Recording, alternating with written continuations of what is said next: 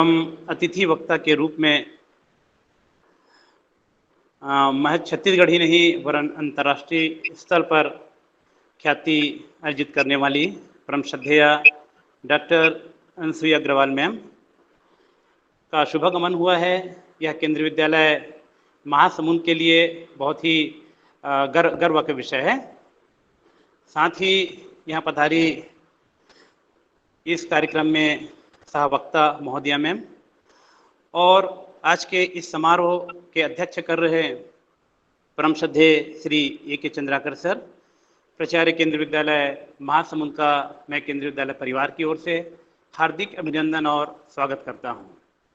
साथ ही इस कार्यक्रम से संबद्ध जुड़े हुए सभी सुधी अभिभावकों और देश के भविष्य सभी विद्यार्थियों का भी हार्दिक अभिनंदन और स्वागत करता हूं। धन्यवाद ए.के. चंद्राकर सर।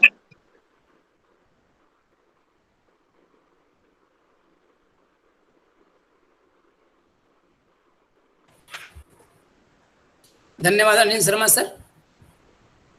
मैडम के कहने के शब्द नहीं है। यदि मैडम जी के बारे में कुछ बोलना सूरज को दिया दिखाने के समान है।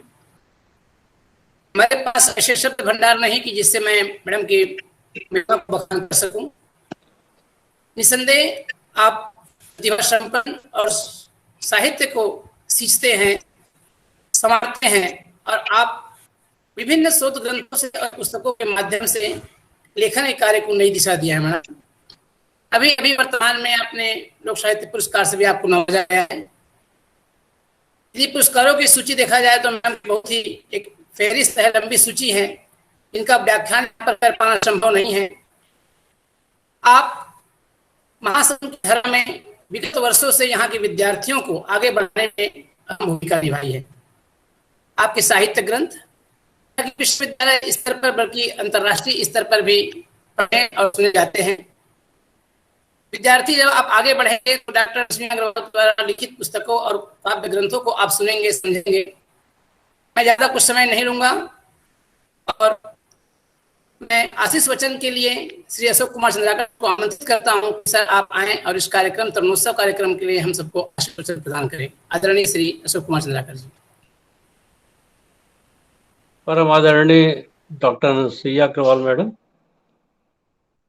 विद्वान शिक्षक वृंद, सुधी अभिभावकगण, प्यारे बच्चों, जैसा हम सबको विदित है कि हम पिछले 15 दिनों से लगातार तरुणोत्सव के अंतर्गत विभिन्न क्षेत्रों के विशिष्ट व्यक्तियों को आमंत्रित कर रहे हैं और उनके उद्गार सुन रहे हैं। और इस क्रम में मेरा अपना निजी अनुभव है कि हमने जिन लोगों को सुनने का हमें मौका मिला उन सब से हमारा ज्ञान, हमारी सोच समृद्ध हुई है। और आज इसी कड़ी में हमारे समापन समारोह की मुख्य अतिथि के रूप में डॉक्टर अनसुईया अग्रवाल मैडम ने समय दिया है, सुशोभित किया है। इसके लिए मैं मैडम का हृदय से धन्यवाद अर्पित करता हूं। और बच्चों, आपको पता है कि विषय जो है वो एक आपकी पर्सनैलिटी को बताता है, आपके एक पर्सोना को बताता है कि आप कैसे आदमी हैं। साहित्य कहते हैं कि भाई, गुरुदेव रविन्द्रनाथ टैगोर ने कहा है कि बिना कला और संगीत के संगीत और कला के बिना व्यक्ति पशु के समान है। आजकल के ज़माने में अगर ये आश्चर्य नहीं होगा कि लोगों की संवेदनाएं खत्म हो रही हैं। अब पशु तो खोजना मुश्किल है, पर रोबोट जरूर बनते जा रहे हैं लोग। तो इसी प्रक्रम में जो साहित्य और साहित्यकार है वो अथक प्रयत्न कर रहे हैं कि हम फिर से इंसान बने। और ऐसे ही इसी कड़ी में एक प्रमुख कड़ी के रूप में आप डॉक्टर अनसुईया अग्रवाल को जानते हैं। ये हमारे लिए गौरव का विषय है कि मैडम ने महासमुंद की धरा में ही जन्म लिया। यही इनकी जन्मभूमि और कर्मभूमि दोनों रही है। और इनके सानिध्य में बहुत सारे बच्चों ने करियर के विभिन्न क्षेत्रों में अपना नाम रोशन किया है।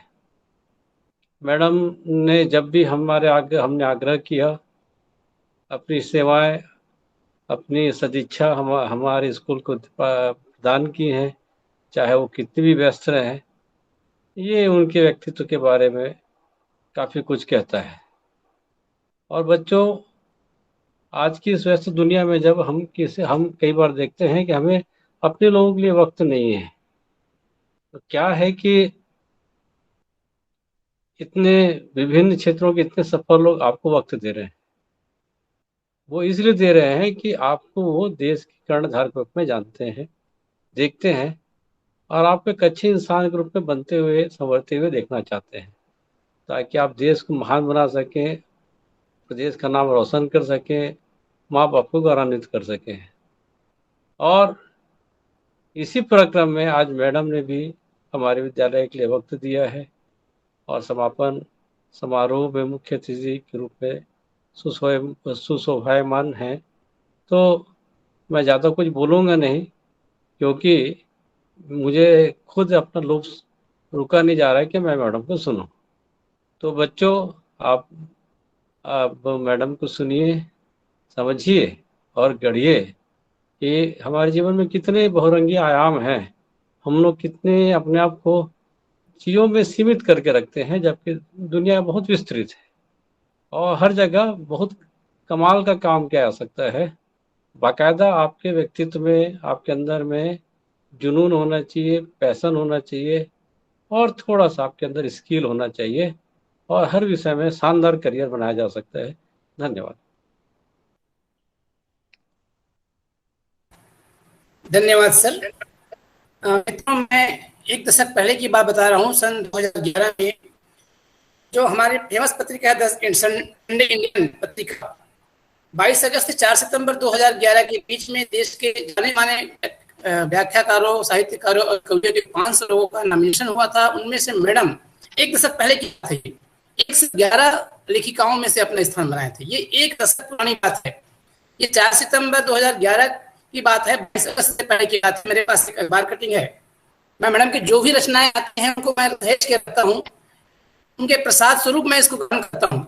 साहित्य की साधना मेरा मैडम के मार्गदर्शन में ही सीखा है। आज हम इनके बीच हैं तो दो शब्द हैं, हर्ष उड़ते में आदरणीय, धुल जाता होठों से विषाद, छा जाता जीवन में बसंत, लुट जाता चिर संचित विराग, आंखें देती सरल बार, जो आप आ जाते एक बार। मैडम के लिए मैं आज पुनः स्वागत करता हूं मैडम आपका। और आइए हम एक हमारे कुछ कड़ी छूट गई थी, रसायन शास्त्र के कुछ मिनट बच गए थे, तो उनको सुनते हैं डॉक्टर रोहिता बंसोड़ मैडम को। उसके पश्चात हम भाषा के क्षेत्र में जानकारी चाहेंगे और उसके बाद समाप्ति के आज 2 चीज का निर्माण करेंगे मैडम। एक मुख्य वक्ता के रूप में हिंदी के बारे में अपनी बात रखेंगे और कार्यक्रम की समाप्ति के भी वो मुख्य अतिथि हैं। तो आइए हम श्रीमती रोहिता बंसोड़ को सुनते हैं कि मैडम आप आए और हमारे बच्चों का उत्साहवर्धन करें।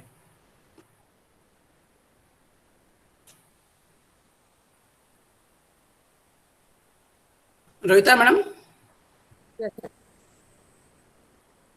सभी को नमस्कार।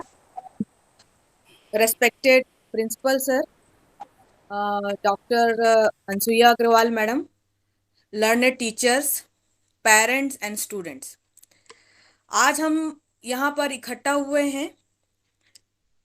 जो तरुणोत्सव का जो कार्यक्रम चल रहा है विगत 15 दिनों से, इसके बारे में बहुत से वक्ताओं ने जो अपने अपने क्षेत्रों में बहुत ही उपलब्धि हासिल किए हुए हैं, उनसे हमने बातचीत की, उनको सुना, और आज मुझे भी मौका मिला है कि मैं अपने विषय के बारे में बच्चों से अपनी कुछ विचार को साझा कर सकूं। तो मैं इसके लिए बहुत बहुत धन्यवाद देती हूं प्रिंसिपल सर का, और धन्यवाद देती हूं जेके सर का, जिन्होंने, जो इस कार्यक्रम के संयोजक है, जिन्होंने मुझे इस लायक समझा कि मैं अपनी बात आप तक रख सकूं। बच्चों, मुझे जब इस विषय के बारे में बोलने के लिए कहा गया तो मैंने ये सोचा कि मैं एज ए स्टूडेंट जो आज इस मकाम तक पहुंची, मैं एज ए स्टूडेंट क्या सोचती थी, मेरी क्या सोच थी, और आज मैं इस मकाम पर हूँ तो मैं क्या सोचती हूँ, और मेरे इस अनुभव से बच्चे क्या फायदा उठा सकते हैं। इस विचार को लेकर के मैं आज आपके सामने प्रस्तुत हुई हूँ और आशा करती हूँ कि मेरे जीवन का ये जो अनुभव है, जो थोड़ा बहुत अनुभव मुझे मिला है, इससे आप लोग भी इसका फायदा उठाएंगे, ऐसा मैं सोचती हूँ बच्चों। तो सबसे पहले मैं इसमें बहुत ज़्यादा समय नहीं लूंगी, मैं आपको एक शॉर्ट में मैं बताऊंगी कि कहाँ कहाँ पर आप क्या क्या गलती करते हैं बच्चों, और उसको किस तरीके से हम लोग सुधार सकते हैं। इस कार्यक्रम को मैंने 3 पार्ट में लिया है, बहुत ही संक्षिप्त है ये। सबसे पहले मैं अपने बारे में कुछ बताऊंगी कि मैंने किस तरीके से अपने करियर को चुना, केमिस्ट्री को ही चुना अपने विषय के रूप में। उसके बाद विद्यार्थियों के मन में जो डायलेमा है किस तरीके का उत्पन्न होता है, क्यों होता है, इसके बारे में हम समझेंगे। और उसके बाद मैं अपने विषय पर आऊंगी। तो इस संक्षिप्त जो मेरा कार्यक्रम है उसके बारे में मैं ये कोशिश करूंगी कि मैं सारे अपने अनुभवों का निचोड़ आपको दे सकूं बच्चों, और आशा करती हूँ कि आप इसमें जरूर लाभान्वित होंगे। तो सबसे पहले मैं स्क्रीन शेयर कर रही हूँ।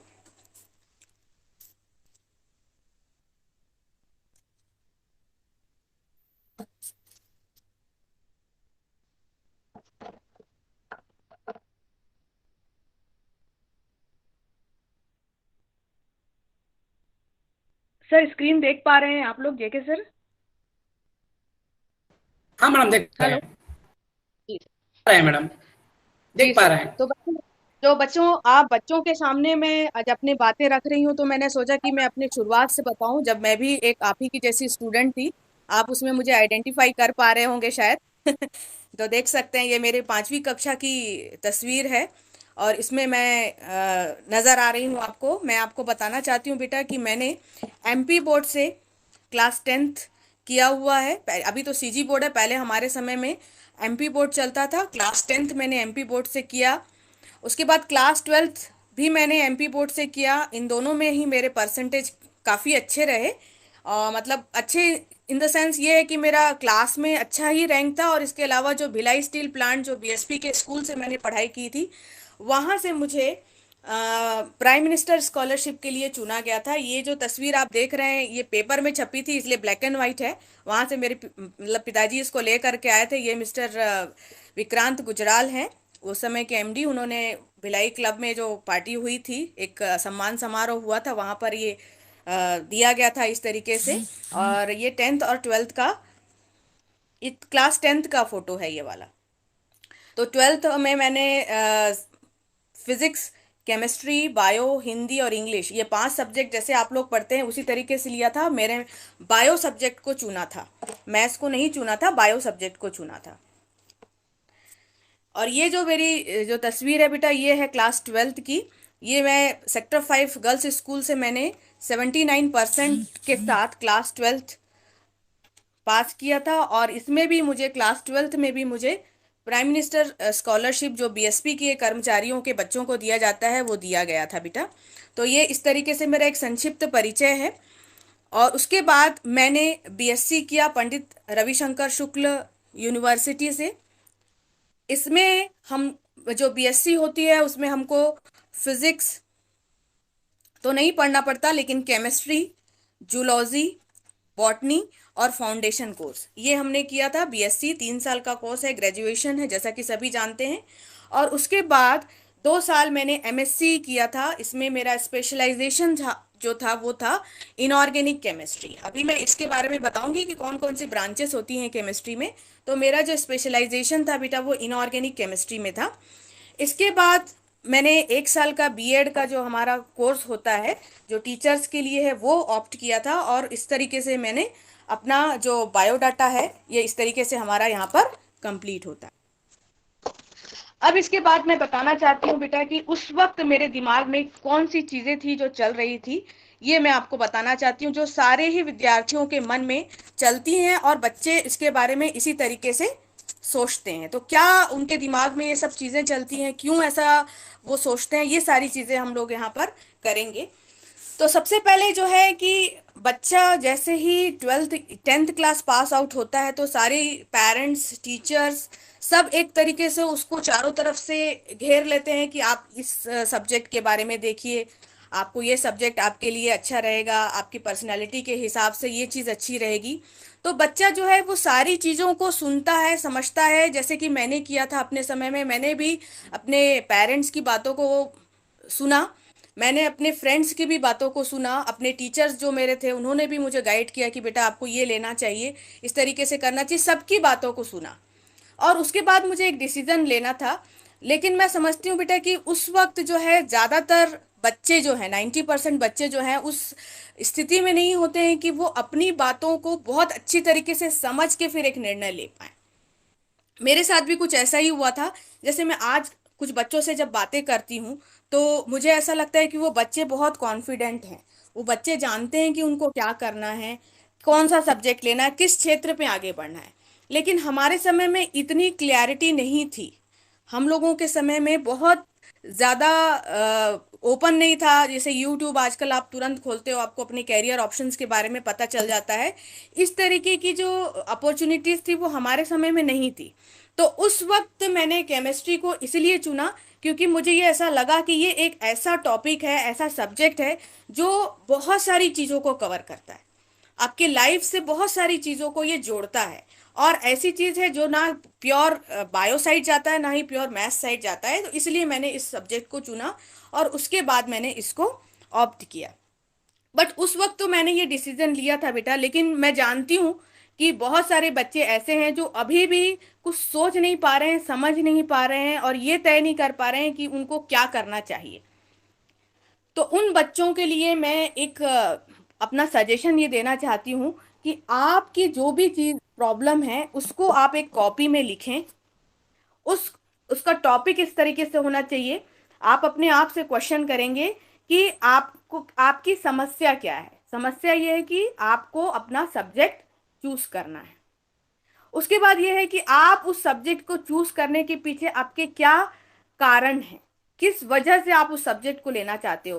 क्या सिर्फ इसलिए लेना चाहते हो क्योंकि आपके पेरेंट्स ने ये बोला है, या इसलिए लेना चाहते हो कि आपके फ्रेंड्स वो सब्जेक्ट ले रहे हैं, या फिर इसलिए लेना चाहते हो कि आपको ऐसा लगता है कि इसका स्कोप ज़्यादा है, या फिर आपको कुछ समझ में नहीं आ रहा है, सबसे इजीली अवेलेबल यही है, इसकी वजह से आप इसको लेना चाहते हो।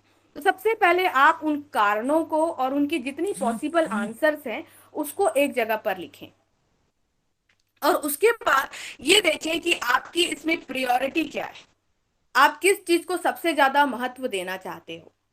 और उस वक्त के हिसाब से आपको जो लगता है कि ये दिस इज माय प्रायोरिटी, इसे मुझे सेलेक्ट करना चाहिए, उसको लेकर के आप आगे बढ़िए। और इतना अगर आपके अंदर अभी आपको ऐसा लगता है कि इतना मेच्योरिटी नहीं आ पा रही है और मैं इतना सब कुछ नहीं कर पा रहा हूँ, सोच नहीं पा रहा हूँ कि मेरे लिए क्या सही है क्या गलत है, तो इसके लिए सबसे पहले आप उसके बारे में जानकारी इकट्ठा करिए कि इस क्षेत्र में कहाँ कहाँ कौन कौन सी संभावनाएं हैं और किस तरीके से आप उसको सॉर्ट आउट कर सकते हैं। क्योंकि बच्चों, मैं भी जब क्लास 10th के बाद आई थी, 11th में मुझे सब्जेक्ट लेना था, मुझे भी बहुत सारी चीज़ें समझ में नहीं आ रही थी कि किस तरीके से मैं इसको लेकर के आगे बढ़ूं। क्योंकि ऐसा नहीं था कि मुझे मैथ्स पसंद नहीं था या मैथ्स में मेरे नंबर कम थे, लेकिन बायो मैंने इसलिए लिया क्योंकि मुझे ऐसा लगा कि मैथ्स से ज़्यादा अच्छा मैं बायो में कंफर्टेबल हूँ, इसलिए मैंने लिया। मैंने अपनी कंफर्टेबल जो होने की जो चीज़ है उसको ज़्यादा प्रायोरिटी दी। तो इसी हिसाब से आप भी देखिए कि आप अपने सब्जेक्ट में किस चीज़ को प्रायोरिटी देना चाहते हैं। मेरे ख्याल से ये जो है सबसे महत्वपूर्ण बात है कि आप किस में कंफर्टेबल हैं।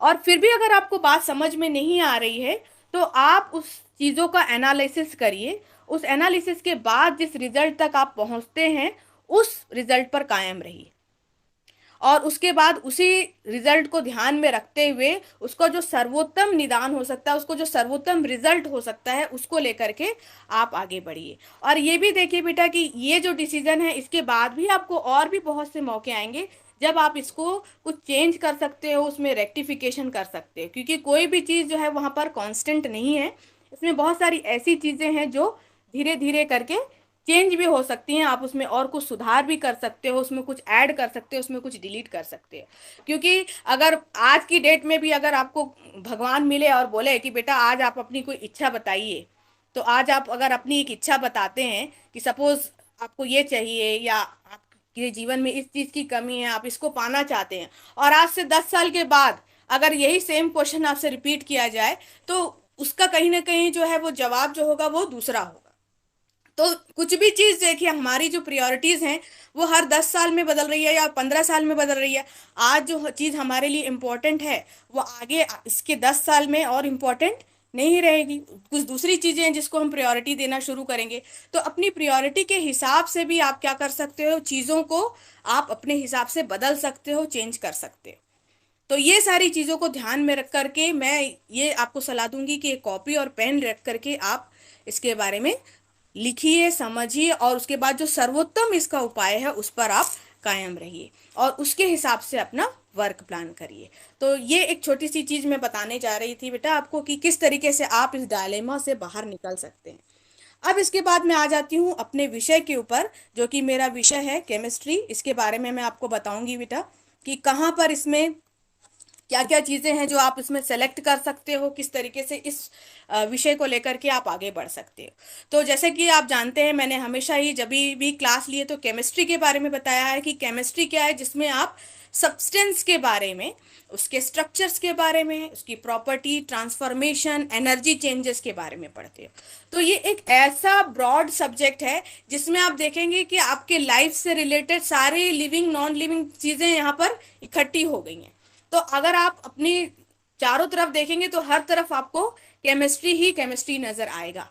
ठीक है, तो सारी चीजें जो है एक दूसरे से जुड़ी हुई हैं और इसीलिए ये इस सब्जेक्ट को मैंने ऑप्ट किया, क्योंकि मुझे ऐसा लगा कि ये सब्जेक्ट ऐसा है जो आपको लाइफ के साथ, चीजों के साथ जोड़ता है और उसके बारे में और जानकारी देता है। अब हम बातें करेंगे यूजेस ऑफ केमिस्ट्री की। जैसे मैंने बताया आपको कि आप जहां देखेंगे वहां पर आपको ये केमिस्ट्री ही केमिस्ट्री नजर आएगा। हम अपने डे टू डे लाइफ में इतने केमिकल्स को देखते हैं, इतनी सारे रिएक्शंस को देखते हैं। कुछ रिएक्शन ऐसी हैं जो स्पॉन्टेनियस हैं, कुछ ऐसी हैं जो नॉन स्पॉन्टेनियस है, पर हर जगह हम उस केमिस्ट्री को महसूस कर पा रहे हैं। तो केमिस्ट्री हर जगह है। अब मैं बात करूंगी ब्रांचेस ऑफ केमिस्ट्री के बारे में। कौन कौन सी ब्रांचेस हैं, तो जैसे कि स्कूल में हम लोग पढ़ते हैं, एक ऑर्गेनिक केमिस्ट्री, इनऑर्गेनिक केमिस्ट्री और फिजिकल केमिस्ट्री। ये तीन केमिस्ट्री में क्लास 11th और 12th का जो सिलेबस है वो बटा हुआ है। लेकिन इसके अलावा भी दो मेन ब्रांचेस और होती हैं। एक होता है एनालिटिकल केमिस्ट्री और एक होता है बायोकेमिस्ट्री। तो ये मेनली जो है 5 ब्रांचेस है जो कि केमिस्ट्री को पूरी तरीके से कंप्लीट करती हैं। इसके अलावा भी बहुत सारे और ब्रांचेस हैं, बट फिर भी 5 ब्रांच अगर देखा जाए केमिस्ट्री की तो वो इतनी ही है। अब हम बात करेंगे ऑर्गेनिक केमिस्ट्री। ऑर्गेनिक केमिस्ट्री में क्या आता है बेटा, ऑर्गेनिक केमिस्ट्री में आता है carbon and it's family. Carbon जो है वो अपने आप में इतना एक वर्सेटाइल एलिमेंट है कि इसकी कंपाउंड और इसकी प्रॉपर्टीज को समझने के लिए हम एक अलग ही ब्रांच बनाते हैं जिसको हम बोलते हैं ऑर्गेनिक केमिस्ट्री। इस ऑर्गेनिक केमिस्ट्री में क्या क्या आ जाता है, इस ऑर्गेनिक केमिस्ट्री में आपका फॉसिल फ्यूल्स, फूड और जितने भी कार्बन और उसके कंपाउंड हैं, इस सारे के सारे केमिकल्स जो हैं वो इस ऑर्गेनिक केमिस्ट्री में आ जाते हैं। उसके बाद है इनऑर्गेनिक केमिस्ट्री। इनऑर्गेनिक केमिस्ट्री मतलब आप इसको सीधे से सिंपल से शब्दों में समझिएंगे, अदर देन कार्बन।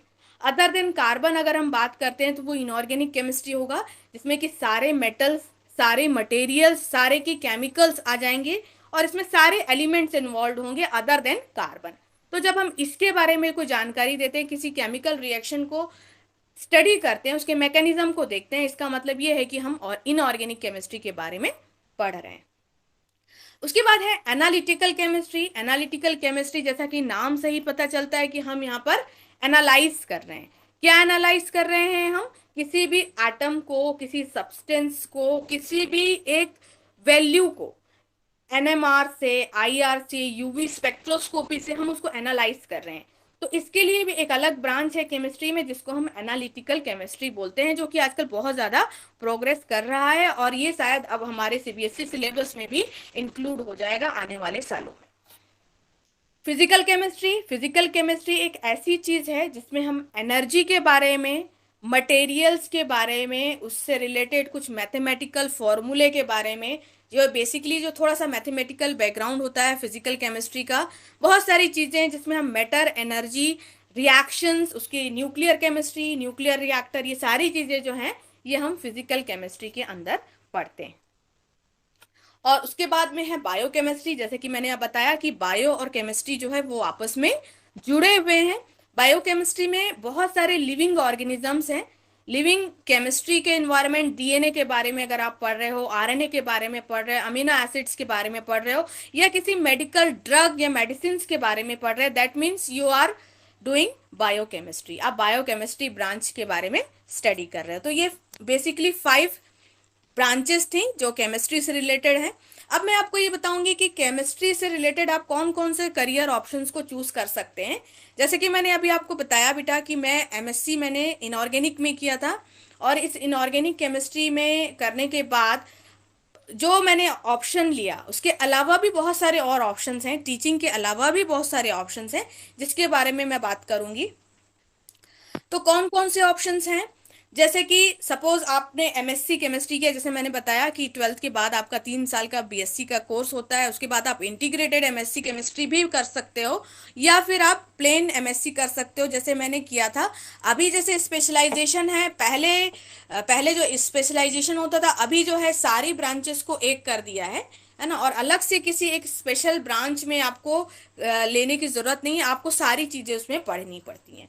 तो अगर आपने एमएससी केमिस्ट्री किया है, साइंस सब्जेक्ट लेकर के, साइंस बैकग्राउंड है, ऐसा नहीं है कि सिर्फ बायो वाले बच्चे ही केमिस्ट्री सब्जेक्ट ऑप्ट कर सकते हैं, इवन मैथ्स वाले बच्चे भी जो है, कई हमारे जो साथ के बच्चे स्टूडेंट्स थे, हमारे जो टीचर्स हैं, उन्होंने मैथ्स बैकग्राउंड वाले थे जिन्होंने फिजिकल केमिस्ट्री को लेकर के आगे बढ़ा और उसके बाद उन्होंने वहां पर केमिस्ट्री में एमएससी की। तो इस तरीके से भी आप मैथ्स बैकग्राउंड वाले बच्चे भी यहाँ पर ऑप्ट कर सकते हैं।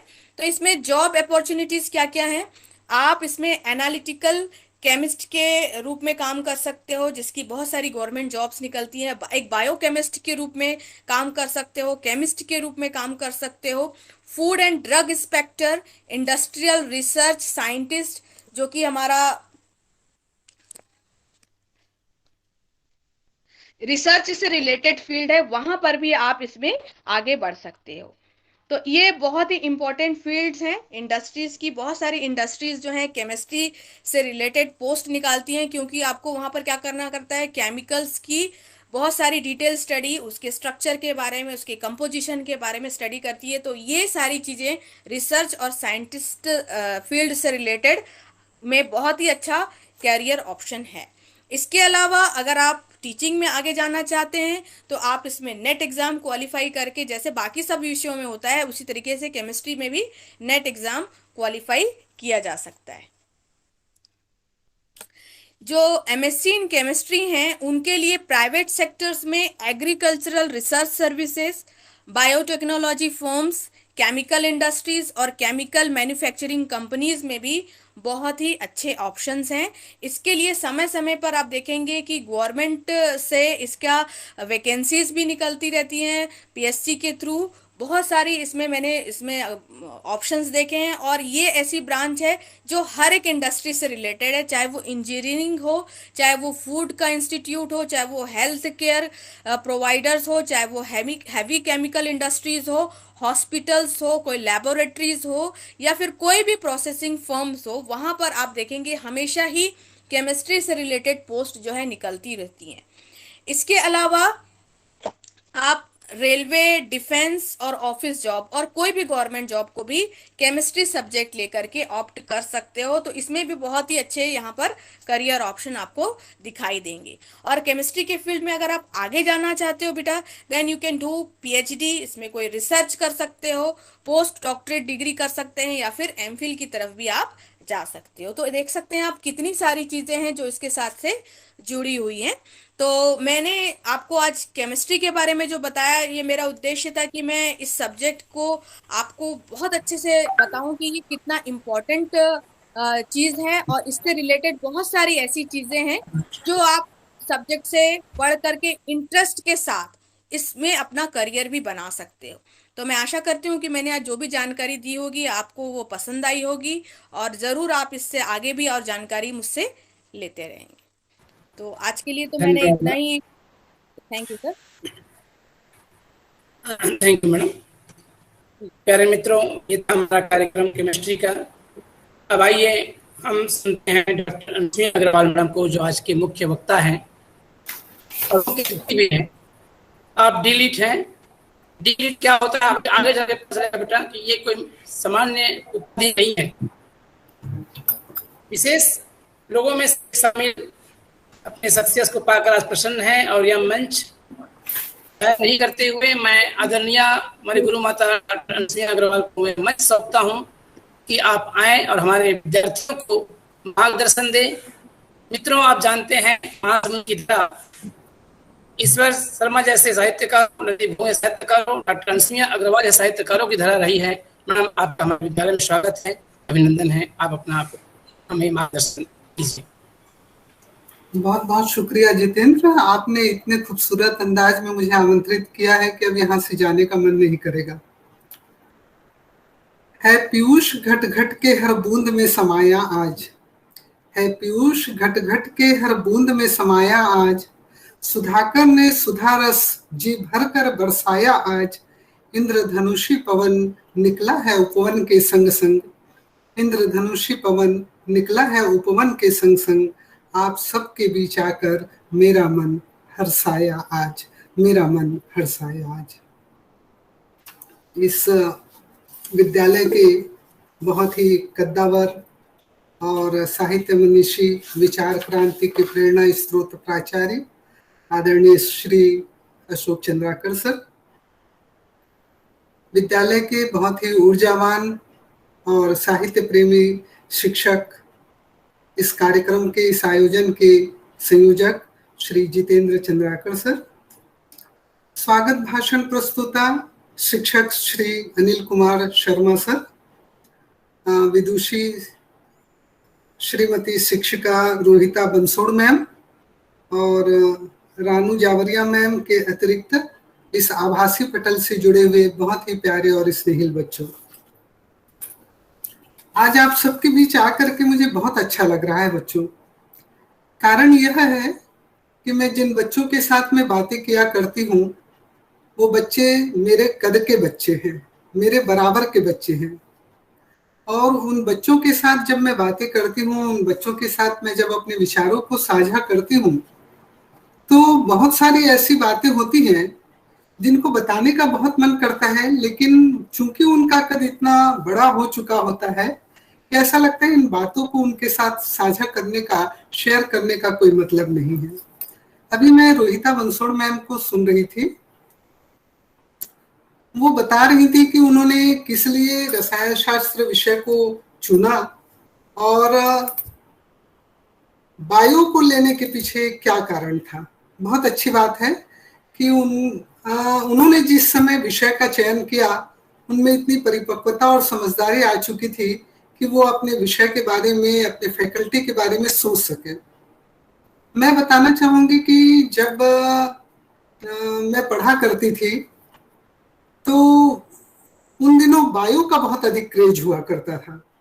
जब कोई बच्चा विज्ञान लेता था, साइंस लेता था, तो ऐसे माना जाता था कि वो एक्स्ट्रा ऑर्डिनरी इंटेलिजेंट बच्चा है, और उन बच्चों के मन में भी एक भावना हुआ करती थी कि हम आर्ट्स पढ़ने वाले बच्चों से या कॉमर्स पढ़ने वाले बच्चों से ज्यादा श्रेष्ठ हैं।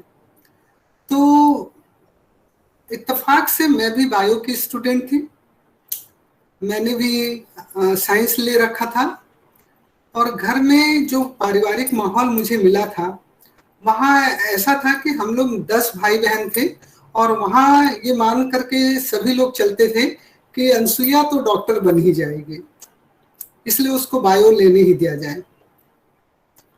परंतु कहते हैं ना कि हम कुछ और सोचते हैं और विधाता हमारे लिए कुछ और सोच रखा होता है। तो यही कुछ मेरे साथ भी हुआ।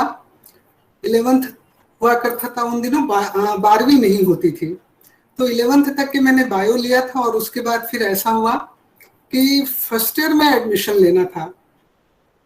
महासमुंद उन दिनों बहुत विकसित नहीं हुआ था, और बायो बीएससी बायो में प्रवेश ले करके यदि मैं पढ़ना चाह रही थी तो बहुत अच्छे शिक्षक नहीं थे, शिक्षक ही नहीं थे रेगुलर। तो ऐसे में ये तय हुआ कि अभी चूंकि उम्र ऐसी है कि बच्चे को रायपुर भेज दिया जाए तो बच्चों के बिगड़ने की संभावना है। उस समय हम लोगों को लेकर के माता पिता जो थे वो इस बात के लिए डरा करते थे कि बच्चे अकेले रहेंगे या हॉस्टल में रहेंगे या फिर पेइंग गेस्ट के रूप में रहेंगे, तो कहीं उनको वो सब चीजें, वो सब सुविधाएं ना मिले, और हो सकता है कि यारों और दोस्तों के साथ, मित्रों के साथ वो पढ़ाई लिखाई सब भूल करके बस खेलते कूदते रह जाए। तो रायपुर भेजना उन्होंने स्वीकार नहीं किया और ये तय किया कि इनको यही एडमिशन दिला दिया जाए। अब मैंने कॉमर्स लिया, मैं बायो की स्टूडेंट थी 11th तक के, उसके बाद मैंने कॉमर्स लिया। फर्स्ट ईयर मैंने बीकॉम किया और उसके बाद सेकेंड ईयर और फाइनल में जब मैं सेकेंड ईयर में पहुंची तो ये पता चला कि यहाँ पर एमकॉम नहीं है। अब एमकॉम नहीं है तो यदि मैंने ग्रेजुएशन कर लिया तो पोस्ट ग्रेजुएशन की समस्या आएगी, तो इसलिए बेहतर ये है कि बीए कर लिया जाए। तो सेकेंड ईयर में मैंने बीए में एडमिशन ले लिया। देखिए उतार चढ़ाव, आप बिना किसी निश्चितता के भी अगर आगे बढ़ रहे हैं और आपके मन में लगन है, आपके मन में जुनून है, आपके मन में कुछ कर गुजरने की इच्छा है, तो आप कैसे मंजिल को प्राप्त कर लेते हैं, कैसे ईश्वर आपके लिए रास्ता बनाता चलता है। तो मैंने बीए में एडमिशन लिया, सेकेंड ईयर फाइनल ईयर मैंने बीए किया और उसके बाद मैं राजनीति शास्त्र में एमए करना चाह रही थी, लेकिन राजनीति शास्त्र में हॉस्टल में मुझे जगह नहीं मिली, इसलिए मुझे हिंदी साहित्य में एडमिशन लेना पड़ा और हिंदी साहित्य में मैंने पीजी में एडमिशन लिया। वहाँ हॉस्टल में रह करके मैंने पढ़ाई किया और उसके बाद मैं मेरिट में सेकंड पोजीशन में थी और फाइनल ईयर करते करते ही मेरी मैरिज हो गई और बाद में मैंने परीक्षा दिया। परीक्षा देने के बाद में मेरी मैरिज हुई, पहले मैरिज हुई फिर मैंने परीक्षा दिया और उसके बाद रिजल्ट आया तो मैं मेरिट में सेकंड पोजीशन में थी और फिर ये हुआ कि वैकेंसी निकली, मैंने उसमें अप्लाई किया और ईश्वर की कृपा थी कि मेरी पहली पोस्टिंग सहायक प्राध्यापक के रूप में, क्लास 2 ऑफिसर के रूप में मेरे ही शहर में महासमुंद में हो गई और मैंने यहाँ पर ज्वाइन कर लिया। अब जब मैंने ज्वाइन कर लिया असिस्टेंट प्रोफेसर के रूप में, तो फिर मुझे लगा कि चूंकि मैं इस फील्ड में आ गई हूं तो अब मुझे अपने आप को निखारना है और फिर मैंने पीएचडी के लिए अपना रजिस्ट्रेशन करवाया। 2 वर्ष के बाद मुझे पीएचडी अवार्ड हो गया, 1991 में मुझे पीएचडी अवार्ड हो गया और उसके बाद मैं निरंतर पढ़ाती रही। पढ़ाते पढ़ाते फिर मुझे ये लगा कि यदि एक कॉलेज का प्रोफेसर ये नहीं सोचता कि उसको डॉक्टर ऑफ लेटर्स की उपाधि लेनी चाहिए तो भला कौन सोचेगा। डीलिट की उपाधि विश्वविद्यालय की सर्वोच्च उपाधि होती है और इस सर्वोच्च उपाधि को प्राप्त करने के बाद में न तो कोई इंक्रीमेंटल बेनिफिट मिलता है, न तो कोई प्रमोशनल बेनिफिट मिलता है। इसलिए कॉलेज के प्रोफेसर भी पीएचडी करने के बाद में डिलीट करने के बारे में नहीं सोचते। लेकिन मेरे मन में एक ही विचार था कि यदि हम नहीं सोचेंगे तो भला कौन सोचेगा। और फिर मैंने संकल्प लिया कि चाहे कितनी भी बाधाएं आए मुझे डिलीट करनी है और फिर मैं डिलीट के लिए पंजीकृत हुई झारखंड रांची विश्वविद्यालय से और 8 वर्षों के सघन तपस्या के बाद मुझे डिलीट की उपाधि प्राप्त हुई। और आपको जानकर आश्चर्य होगा बच्चों कि जिस समय मेरा वाइवा हो रहा था उस समय 45 फैकल्टी हेड बैठे हुए थे वहां पर और उन दिनों खुला वाइवा होता था, विद्यार्थी बैठा हुआ है और सारे लोग दूसरी ओर बैठ करके उससे प्रश्न किया करते थे। 45 फैकल्टी हेड बैठे हुए थे और उन सब लोगों ने एक के बाद एक मेरे विषय से संबंधित प्रश्न मुझसे करना शुरू किया और ईश्वर की कृपा की एक भी प्रश्न ऐसा नहीं था जिसका मैं उत्तर न दे पाई हूँ। और उसके बाद जो सब्जेक्ट एक्सपर्ट आए हुए थे, डॉक्टर नर्मदेश्वर राय बीएचयू से आए हुए थे, बनारस हिंदू विश्वविद्यालय से, तो उन्होंने मुझसे कहा कि एक प्रश्न किया और उसका उन्होंने उत्तर जानना चाहा। तो मैंने प्रश्न संख्या सहित उसका उत्तर उनको बता दिया। तो उन्होंने ये इस तरह से मुझे मेरी थीसिस लौटा दी और ये कहा कि अब आप अपने लिए जो डिग्री चाहे इसमें लिख लीजिए। यानी आपने तो पूरा का पूरा अपना विषय पी लिया है, घोल कर पी लिया है, आपको पूरा कंठस्थ हो गया है। और ये मेरे लिए बहुत बड़ा रिवार्ड था, मेरी तपस्या का, मेरी पढ़ाई का, मेरे प्रयासों का। और महासमुंद जिले के प्रथम डिलीट होने का सौभाग्य मुझे मिला, छत्तीसगढ़ के द्वितीय डिलीट होने का सौभाग्य मुझे मिला। और इसके साथ साथ मैं लगातार पढ़ती लिखती रही, लगातार साहित्य सेवा करती रही, लगातार भाषा से जुड़ी रही। और इसका सुफल यह मिला कि आज आप सबके बीच में हूं। सामान्य रूप से ये कहा जाता है बच्चों कि साहित्य को पढ़ने वाला और भाषा को पढ़ने वाला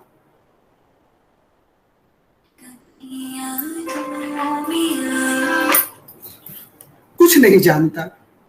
लेकिन मैं ये कहना जरूर चाहूंगी कि यदि आप साहित्य के विद्यार्थी हैं, क्योंकि यहाँ पर जितने लोग बैठे हुए हैं मुझे दिखाई दे रहा है 32 लोग जुड़े हुए हैं, तो निश्चित रूप से कहीं ना कहीं आपके मन में साहित्य को लेकर एक संजीदगी है, भाषा को लेकर के एक संजीदगी है। आप सभी भाषा और साहित्य को जानने वाले लोग हैं, आप सभी भाषा और साहित्य को चाहने वाले लोग हैं, आप सभी भाषा और साहित्य को मानने वाले लोग हैं, भाषा और साहित्य को पढ़ने वाले लोग हैं, तभी आप पटल से जुड़े हुए हैं। नहीं तो आभासी पटल से जुड़े रहने की कोई बाध्यता सामान्यतः इसलिए नहीं होती कि शिक्षक अपने घर पर बैठे आपको बहुत अधिक कमांड नहीं कर पा रहा है और तब आप अपने मनमर्जी के स्वामी हो जाते हैं। लेकिन आप कई तरह के बहाने बना सकते हैं। नेटवर्क नहीं था, आप कह सकते हैं लिंक से जुड़ नहीं पा रहा था, आप कह सकते हैं लाइट नहीं थी, बहुत सारे बहाने बना सकते हैं। लेकिन मैं देख रही हूँ कि श्री जितेंद्र चंद्राकर के प्रयास से यह जो आभासी पटल पर तरुणोत्सव कार्यक्रम का आयोजन विगत 12 दिनों से चल रहा है, इसमें मुझे रिपोर्ट भी मिलती रही है, चूंकि महाविद्यालय के टीचर्स इस कार्यक्रम में आते रहे हैं, तो बच्चे बहुत उत्साहित रहे हैं और लगातार भाग लेते रहे हैं। तो मैं यही कहना चाह रही हूँ कि आज भी मैं देख रही हूँ कि लगभग 32 लोग जुड़े हुए हैं और निश्चित रूप से आपके जुड़े होने का मतलब यह है कि आप साहित्य को आत्मसात करना चाहते हैं, आप साहित्य को समझना चाहते हैं, आप साहित्य को जानना चाहते हैं, आप साहित्य को पूरी तरह से अपने भीतर उतारना चाहते हैं। तो बहुत अच्छी बात है बच्चों, आज का जो समय है वो समय विडंबनाओं का समय है। देखिए, जातिगत दूरियां बढ़ जा रही हैं, एक दूसरे को लगातार हम जाति के मामले में प्रताड़ित करने की कोशिश करते रहते हैं। नैतिक मूल्य लगभग समाप्ति की ओर है, मानवीय मूल्य खत्म होने जा रहे हैं। हमारे पास जो कुछ है वो सिर्फ हमारे पास रहे, ये हमारे संचय की प्रवृत्ति बढ़ती जा रही है और कहीं ज्ञान को उतना सम्मान नहीं मिल रहा है जैसा मिलना चाहिए। धर्मों के मामलों में भी अगर हम जाएं या राजनीतिक मामलों में भी हम अगर जाएं तो वातावरण बहुत सराहनीय है, ऐसा नहीं कहा जा सकता। ऐसे में जब हमारा ध्यान साहित्य की ओर जाता है या भाषा की ओर जाता है तो हम ये जानते हैं कि उसका भाव और प्रभाव दोनों हमारे दिल और दिमाग को एक साथ झंकृत करता है। और इसलिए इस तमाम विडंबनाओं के समय में भी हम बरबस साहित्य की ओर आकर्षित होते हैं।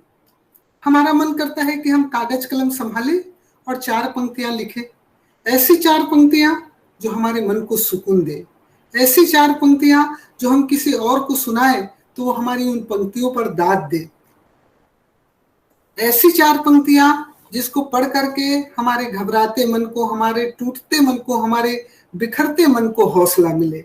और तब हम कोशिश करते हैं कुछ लिखने की। और बहुत अच्छी बात है, आज एक विद्यालय का विद्यार्थी भी जो 10वीं कक्षा में है, 11वीं कक्षा में है, 12वीं कक्षा में है, ऐसे बच्चे भी लगातार कुछ न कुछ लिखने की कोशिश कर रहे हैं। दरअसल यह प्रमाणित करता है बच्चों कि आप साहित्य को जीना चाहते हैं, आप एक अच्छा इंसान बनना चाहते हैं। एक कवि है धूमिल, आपने नाम सुना होगा, उन्होंने लिखा है कि कविता भाषा में आदमी होने की तमीज है। इसका मतलब है कि कविता भाषा में आदमी होने की तमीज है। तो विचार करें अगर इस एक पंक्ति पर, तो यह स्पष्ट करती है कि कविता हमको मनुष्य होना सिखाती है, साहित्य हमको मनुष्य होना सिखाती है, हमको जीवन जीने का तरीका बताती है। हम साहित्य को पढ़कर, हम भाषा को जानकर एक बेहतर इंसान बनते हैं, एक बेहतर नागरिक बनते हैं। और यही साहित्य की सबसे बड़ी विजय है और यही आज की सबसे बड़ी जरूरत है। तो साहित्य मनुष्य को मनुष्य बनाने का कार्य करती है। और इसलिए जब मैं आपसे ये कहती हूँ कि आप साहित्य को अपने भीतर उतारने की कोशिश कीजिए, तो मेरा आशय केवल यही होता है कि आप एक अच्छा नागरिक बनने का प्रयास कीजिए। बहुत अच्छी बात है कि विगत कई दिनों से इस विद्यालय में लगातार तरुणों के लिए एक कैरियर और मार्गदर्शन संबंधी कार्यक्रम का आयोजन किया जा रहा है। पहले दिन श्री आशीष चंद्राकर जी सीनियर इंजीनियर ने गणित के क्षेत्र में कैरियर पर बात की थी। दूसरे दिवस में डॉक्टर वैशाली गौतम हिरवे सहायक प्राध्यापक मनोविज्ञान शासकीय महाविद्यालय महासमुंद ने मनोविज्ञान का उपयोग और कैरियर पर बात किया था। तीसरे दिन डॉक्टर ज्योति कालीकोठी मैम ने चिकित्सा के क्षेत्र में कैरियर की संभावनाओं पर बात किया। चौथे दिन डॉक्टर विकेश कुमार जी ने कैरियर अपॉर्चुनिटी पर बात किया। श्री सुरेंद्र मानिकपुरी जी ने 5वें दिन गायन पर बात किया था। 6वें दिन प्राचार्य महोदय ने लिटरेचर पर बात किया था। 7वें दिन श्री हिमांशु शेखर त्रिपाठी जी पीजीटी जी ने फिजिक्स विषय पर बात किया था। 8वें दिन रोहिता बंसोड़ मैम ने केमिस्ट्री पर बात किया था। 9वें दिन लोकेश कुमार जी ने कंप्यूटर साइंस पर बात किया था। 10वें दिन डॉक्टर रीता पांडे मैम ने इतिहास विषय पर बात किया था। 11वां दिन आपके लिए था और आज 12वें दिन मैं आप सबसे भाषा में कैरियर की संभावनाओं पर बात करने के लिए यहाँ पर उपस्थित हुई हूँ। तो मैं आप सभी बच्चों को ये बताना जरूर चाहूंगी कि सामान्य रूप से यह माना जाता है बच्चों कि भाषा में कोई विशेष बात नहीं होती, लेकिन मैं आपसे एक अवश्य कहना चाहूंगी कि जिस भाषा के पास तुलसीदास, सूरदास, निराला जैसे कवियों का साहित्य है, महान कवि है, उस भाषा की संभावनाओं को, उस भाषा की कीमत को, उस भाषा की शक्ति को आप सहज अनुमानित कर सकते हैं। बच्चों, सबसे मुख्य बात यह है कि भाषा सभ्यता और संस्कृति का तात्विक रूप पूरे भारत भर में एक है और इसी एक रूपता के कारण यह जो भाषा है जिसे हम हिंदी भाषा कहते हैं वो विश्व क्षितिज के भाल का बिंदु बन गया है। अब देखिए, कबीर को आपने पढ़ा है, आपने बिहारी को पढ़ा है, आप जानते तो हैं, पढ़े भी नहीं हैं तो जानते तो हैं, आप लोगों ने सुना है इनका नाम। सूरदास का नाम आपने सुना है, तुलसीदास का नाम आपने सुना है। उन ऐसे ही कवियों में एक कवि है बिहारी, जिन्होंने कहा है कि आक सबे बेंदी दिए, आक 10 गुनो होत, कहत सबे बेंदी दिए, अगणित बढ़त उदोत। यानी एक बिंदी के लगाने से किसी संख्या का मान 10 गुना हो जाता है। जैसे आपके यहाँ तो साइंस के टीचर्स हैं, आप उनसे कभी बात करिएगा। और आप स्वयं काफी इंटेलिजेंट बच्चे हैं, आपको पता है कि यदि 1 के सामने बिंदी लगा दिया जाए यानी शून्य लगा दिया जाए तो उसकी कीमत कितनी बढ़ जाएगी? 10 गुना बढ़ जाएगी, है ना।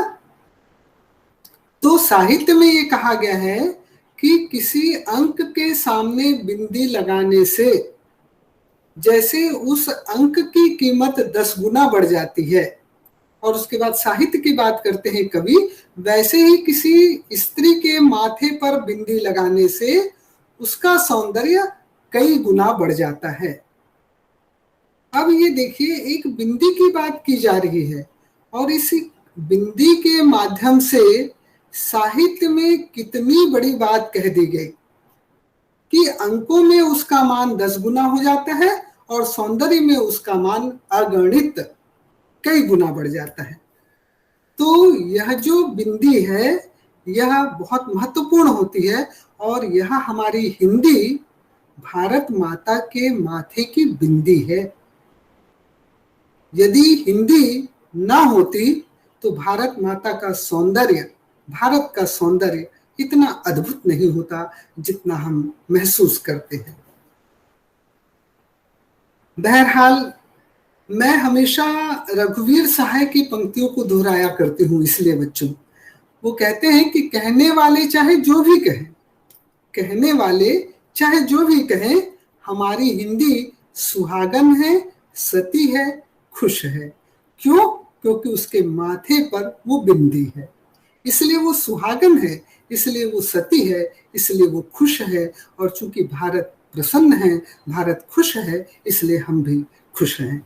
बात करती हूं मैं भाषा पर कैरियर की।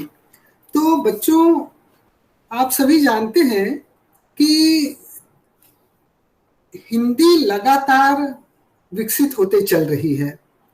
आज देखिए, मंदारिन, चाइनीज और अंग्रेजी भाषा के बाद हिंदी तीसरे स्थान पर दुनिया में सबसे अधिक बोली जाने वाली भाषा के रूप में जानी जाती है।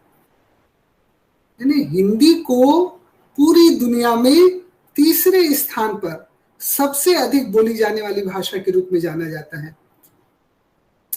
कई राज्य ऐसे हैं, जैसे अपन बिहार को देख ले या राजस्थान को देख ले, उत्तर प्रदेश को देख ले, हरियाणा, दिल्ली, हिमाचल प्रदेश, मध्य प्रदेश, उत्तराखंड है, झारखंड है और छत्तीसगढ़। इन सब जगहों पर इस हिंदी का प्रयोग प्रचुरता के साथ होता है और इस हिंदी को कामकाज की भाषा के रूप में जाना जाता है। और पूरी दुनिया में, पूरे विश्व में, पूरी दुनिया में लगभग 55 करोड़ से भी अधिक लोग हिंदी बोलते हैं, हिंदी सीखते हैं, हिंदी समझते हैं और हिंदी को जानना चाहते हैं। तो इसलिए मैं हमेशा यही कहती हूँ बच्चों कि कोटि कोटि कंठों की मधुर स्वर धारा है, कोटि कोटि कंठों की मधुर स्वर धारा है, हिंदी है हमारी, हिंदुस्तान हमारा है, हिंदी है हमारी, हिंदुस्तान हमारा है। तो जब मैं बात करती हूँ कैरियर के बारे में कि भाषा में क्या कोई कैरियर है, तो मुझे एक छोटी सी सच्ची घटना याद आती है। निराला से जुड़ी हुई सूर्यकांत त्रिपाठी निराला का नाम आपने सुना होगा। तो निराला से जुड़ी हुई एक छोटी सी घटना का स्मरण आता है और मुझे ऐसा लगता है कि आप बच्चों को अच्छा लगेगा जब मैं उस घटना को आपके सामने बताऊंगी। तो एक बार क्या हुआ था, निराला के घर में निराला का जो काम किया करता था नौकर, वो बीमार पड़ गया और कई दिनों तक वो निराला के घर पर नहीं आया। तो निराला को चिंता हुई, सूर्यकांत त्रिपाठी निराला चिंतित हुए और वो उसके घर पर गए। उसके घर पर गए तो उन्होंने देखा कि वो बीमार है और खाट पर लेटा हुआ है। तो उसके सिरहाने पर बैठ गए और उससे पूछे कि क्या हाल चाल है, कैसा, क्या हो गया। उन्होंने अपनी सारी बातें बताई और उसके बाद निराला थोड़े आत्मीय होते हुए उससे पूछे कि कितने बच्चे हैं तुम्हारे। तो उस नौकर ने कहा, साहब तीन लड़के हैं। क्या करते हैं? निराला ने उनसे प्रश्न किया। तो उन्होंने कहा, साहब बड़ा लड़का तो गुरुजी बन गया है, दूसरा लड़का पटवारी बन गया है और तीसरा लड़का तो बेकार हो गया है साहब। तो निराला ने पूछा, बेकार हो गया है? उनको बड़ा ताज्जुब हुआ। तो उन्होंने कहा कि बेकार हो गया, इसका मतलब क्या है, कैसे बेकार हो गया? अरे साहब क्या बताएं, कविता लिखने लगा है, कविता लिखने लगा है, इसका मतलब वो बेकार हो गया, जो साहित्य पढ़ रहा है वो बेकार हो गया। एक समय था जब ऐसा माना जाता था, भाषा और साहित्य से जुड़े हुए लोगों को इस दृष्टि से देखा जाता था। लेकिन आज समय बदल गया है। आज नए बाजार और हिंदी के विस्तार ने हिंदी को एक अच्छे कैरियर के रूप में स्थापित कर दिया है। हिंदी पढ़ने वाले लोगों, समझने वालों और इसी क्षेत्र में कैरियर बनाने वालों का बाजार बहुत विकसित हो चला है। अब जब हम बात करते हैं विकास की, तो US bureau of labour statistics के आंकड़ों के अनुसार इंटरप्रेटर और ट्रांसलेटर के कैरियर में 2024 तक लगभग 29% वृद्धि होने की संभावना भी है। और ऐसे ही टेक्निकल राइटर के रूप में यह जो ग्रोथ है ये 2024 तक के लगभग 10% और बढ़ जाएगी, ऐसा माना जा रहा है। तो आज लोग ये समझने लगे हैं कि हिंदी को कैरियर के रूप में अपना करके सफलता के शिखर तक पहुंचा जा सकता है। बहुत सारे ऑप्शंस हैं, बहुत सारी संभावनाएं हैं। मैं क्रमशः एक एक करके आपसे बात करती हूँ। सबसे पहले मैं बात करती हूँ दुभाषिया अथवा अनुवादक के रूप में हिंदी आपको किस तरह से सहयोग कर सकती है आगे बढ़ने में। दुभाषिया या अनुवादक बनने के लिए आपको क्या करना है? 2 भाषाओं का ज्ञान होना जरूरी है। यदि आप 2 भाषाओं को जानते हैं तो एक भाषा की सामग्री को आप दूसरी भाषा में अनुवादित कर सकते हैं। जिस भाषा की सामग्री को आप दूसरी भाषा में अनुवादित करने जा रहे हैं वो भाषा सोर्स भाषा कहलाती है और दूसरी भाषा जो है वो टारगेट भाषा कहलाती है। आपको 2 भाषाओं को जानना जरूरी है, एक स्रोत भाषा या सोर्स भाषा और दूसरी टारगेट भाषा या लक्ष्य भाषा।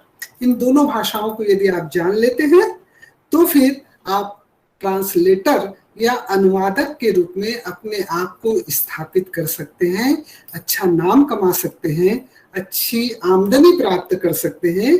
जो व्यक्ति इन दोनों भाषाओं को जानता है, कोई भी हो सकती है वो भाषाएं, कोई भी भाषा हो सकती है। आप यदि 2 भाषाओं को जानते हैं तो इन दोनों भाषाओं को अर्थों से बोलकर यदि आप अभिव्यक्ति देते हैं तो आपको इंटरप्रेटर या दुभाषिया कहा जाता है। एक हिंदी जो ट्रांसलेटर होता है वो लगभग 5 से 6 लाख रुपए महीने तक का सालाना तक का 5 से 6 लाख तक सालाना प्राप्त कर सकता है यदि वो श्रेष्ठ अनुवादक के रूप में 2 भाषाओं का ज्ञाता है। वर्तमान में ये कार्य बहुत अधिक चल रहा है। भाषाओं के विस्तार की चाह हर प्रांत को इतनी अधिक है कि वो अनुवादक ढूंढ रही है, कोशिश कर रही है कि उनको अनुवादक मिले जो उनकी भाषा का अनुवाद कर सके और दूसरे प्रांतों में, दूसरे राज्यों में उसको प्रस्तुत कर सके। और इसके लिए जो हमारा संस्कृति विभाग है, जो हमारा शासन है, जो हमारी सरकार है, वो बहुत अच्छा पैसा देती है। तो 5 से 6 लाख रुपए आप एक श्रेष्ठ अनुवादक के रूप में कार्य करके सालाना प्राप्त कर सकते हैं। और जैसे जैसे आपका अभ्यास बढ़ता जाएगा, जैसे जैसे आपका अनुभव बढ़ता जाएगा, वैसे वैसे आय में भी वृद्धि होती जाएगी, ये तो तय है। दूसरा है शिक्षक, सहायक प्राध्यापक, प्राध्यापक और विदेशों में हिंदी प्रशिक्षक के रूप में भाषा में अपार संभावनाएं हैं। जैसे यदि हिंदी एक्सपर्ट के रूप में या विषय विशेषज्ञ के रूप में जिन डिग्री की आवश्यकता है वो डिग्री आपके पास है, तो वांछित योग्यताधारी जो युवा है वो बच्चे हिंदी के टीचर के रूप में, शिक्षक के रूप में, लेक्चरर के रूप में, असिस्टेंट प्रोफेसर के रूप में, प्रोफेसर के रूप में अपने आप को स्थापित कर सकते हैं और चाहे तो इंस्ट्रक्टर के रूप में या जिसे हम कहते हैं प्रशिक्षक के रूप में भी वो बढ़िया नौकरी प्राप्त कर सकते हैं। ये बहुत ही बढ़िया कैरियर ऑप्शन है। और आपको जानकर के आश्चर्य होगा कि एक स्कूल का जो शिक्षक है वो भी 5 से 6 लाख रुपए सालाना आसानी से प्राप्त कर सकता है। उसकी तनख्वाह इतनी होती है कि 5 से 6 लाख रुपए सालाना उसकी आमदनी रहती है। और वहीं अगर मैं बात करूं कॉलेज के असिस्टेंट प्रोफेसर की या फिर यूनिवर्सिटी और कॉलेज के प्रोफेसर की, तो 8 से 10 लाख रुपए तो आसानी से उनको मिलता है। और जैसे जैसे अनुभव बढ़ता जाता है और समय बढ़ता जाता है वैसे वैसे उनकी सैलरी बढ़ती जाती है और तब वो 18 से 20 लाख रुपए और आगे चल करके लगभग 30 लाख रुपए तक के सालाना प्राप्त करते हैं तनख्वाह के रूप में। और यदि योग्यता बढ़ती जाती है, वांछित योग्यता बढ़ती जाती है, अनुभव बढ़ता जाता है, तो तनख्वाह के साथ साथ बहुत सारे साइड काम वो करते रहते हैं। जैसे मैं आपको अपने ही बारे में बताऊं कि बहुत से कॉलेजेस में, बहुत से संस्थानों में मैं लगातार गेस्ट लेक्चरर के रूप में जाती हूं और वहां पर जब कभी मैं जाती हूं तो मुझे हर लेक्चर के लिए कोई ना कोई सम्मान राशि दे दी जाती है। तो मैं अपना जो सैलरी प्राप्त कर रही हूँ उसके अतिरिक्त तो मुझे ये भी प्राप्त हो रहा है। प्लस मैं लेखन का कार्य करती हूँ, बहुत सारे आर्टिकल्स मेरे छपते हैं, अखबारों में छपते हैं, प्रतिष्ठित पत्र पत्रिकाओं में छपते हैं जिसमें मैं लगातार लिखती रहती हूँ। तो कई पत्र पत्रिकाएं ऐसी हैं जो आपके लेखों पर आपको पारिश्रमिक देती है। उस पारिश्रमिक से भी आपको अच्छी आमदनी प्राप्त हो जाती है। इसके अतिरिक्त कई बार ऐसा होता है कि जब आप लगातार ये कोशिश करते हैं कि आप कुछ अच्छा करते चले, आपके साथ आप अपने लोगों को जोड़ते चले जाते हैं, तो आप किसी संस्थान का निर्माण कर लेते हैं जो हिंदी सेवा में लगा रहता है, जो साहित्य सेवा में लगा रहता है। उन संस्थानों में आप सदस्य बनाते हैं। उन सदस्यों के माध्यम से भी आपको लगातार कुछ न कुछ राशि प्राप्त होती रहती है। उन राशि का उपयोग या तो आप कार्यक्रमों के आयोजन में करते हैं या पुरस्कार वितरण में करते हैं या फिर पुस्तकें प्रकाशित करने में करते हैं। इस तरह से लगातार यदि आपकी रुचि भाषा में है, आपकी रुचि साहित्य में है, आप कॉलेज में असिस्टेंट प्रोफेसर हैं, आप कॉलेज में प्रोफेसर हैं, शिक्षक हैं स्कूल में, और आपकी रुचि है, तो आप अपने निर्धारित वेतन के अतिरिक्त भी बहुत राशि प्राप्त कर सकते हैं। अच्छा, एक और खास बात है, जब आप सेवानिवृत्त होते हैं तब तो बढ़िया पेंशन आपको मिलता है, जो इस नौकरी का सबसे बढ़िया आकर्षण है। अब आगे और कुछ मैं बताती हूँ, क्योंकि अगर इसकी बात मैं करती रहूंगी तो शायद घंटों निकल जाए। ऑफलाइन या ऑनलाइन कंटेंट राइटर एवं टेक्निकल राइटर का भी ऑप्शन है आपके सामने। आज जब इंटरनेट और डिजिटल दौर में ऑफलाइन या ऑनलाइन कंटेंट राइटर और टेक्निकल राइटर की मांग काफ़ी बनी हुई है, ऐसे में आप यदि हिंदी पढ़ते हैं, हिंदी में एक्सपर्ट हो जाते हैं, हिंदी भाषा में आपकी महारत ही हासिल हो जाती है, तो फिर ऐसी स्थिति में आप यह पेशा ज्वाइन कर सकते हैं। और इसमें भी आपको 3 से 4 लाख रुपए सालाना आय के रूप में प्राप्त हो जाती है। और यदि आपका अपने कार्य के प्रति संजीदगी है, गंभीरता है, तो फिर आपके आय में तो लगातार वृद्धि की संभावना हर क्षेत्र में हर समय बनी रहती है। इसके अतिरिक्त देखिए, एंकर या न्यूज रीडर के रूप में समाचार पत्रों के प्रस्तुति के समाचारों की प्रस्तुति के लिए दूरदर्शन पर, रेडियो में समाचारों की प्रस्तुति के लिए भी जब आप जाते हैं तो समाचार वाचक के रूप में, न्यूज रीडर के रूप में आपको बहुत अच्छी सैलरी दी जाती है। और इसकी भी वर्तमान में बहुत अधिक मांग बनी हुई है। उसके पीछे कारण ये है कि हर किसी का स्पष्ट उच्चारण नहीं होता, और एक जो न्यूज रीडर होता है उसके उच्चारण में स्पष्टता का होना पहली शर्त है। शुद्ध भाषा का प्रयोग होना चाहिए और प्रवाह बनी रहनी चाहिए। कहाँ पर रुकना है, कहाँ पर जल्दी चलना है, कहाँ पर ठहरना है, कहाँ पर अल्प विराम का प्रयोग करना है, कहाँ पर पूर्ण विराम का प्रयोग करना है, आप जब तक कि उन सारी बातों को नहीं जानेंगे आप एक अच्छे न्यूज रीडर या समाचार वाचक नहीं बन सकते। तो फिर एक अच्छे समाचार वाचक की भी बहुत अधिक मांग बनी हुई है, और यदि आप एक लोकप्रिय न्यूज रीडर के रूप में अपनी पहचान बना लेते हैं तो यकीन मानिए कि आपकी तनख्वाह में, आपकी सैलरी में लगातार वृद्धि होती चली जाती है। और अनुभव, लगातार अभ्यास, निरंतरता और आपकी शानदार प्रस्तुति के आधार पर यह वृद्धि भी होती चली जाती है। एक स्थापित समाचार पत्र है दैनिक भास्कर, आप सब उससे परिचित हैं, है ना, पढ़ते हैं ना बच्चे सब। तो दैनिक भास्कर के एक रिपोर्ट के अनुसार भारत में कई एंकर्स को 5 करोड़ रुपए सालाना तक वेतन मिल जाता है। कितना? 5 करोड़ रुपए सालाना तक वेतन एक अच्छे एंकर को मिल जाता है। यह हमारे दैनिक भास्कर समाचार पत्र में प्रकाशित हुआ था। तो देखिए कितनी सारी संभावनाएं हैं आपकी भाषा में।